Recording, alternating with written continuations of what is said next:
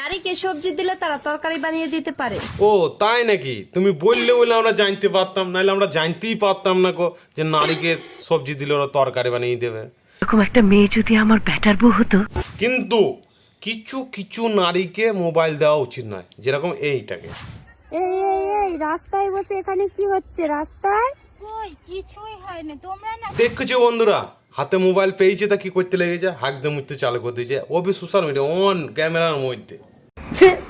শুধু উল্টো পাল্টা ভাবো। দেখো এখানে কি সুন্দর শাক হয়েছে, দেখো শাক তুলছিলাম।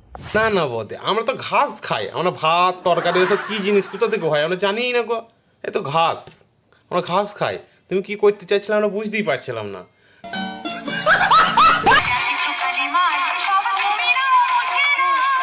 দেখেছো বন্ধুরা, হাতে মোবাইল চলে এসেছে, তা কোন ঠাকুর এটা চিনতে পারছে না গো। আমাদের শিব ঠাকুরকে বলছে কালীমা। হ্যাঁ, ওটা কালীমাই, আমরা তো খ্যাপা খ্যাপা।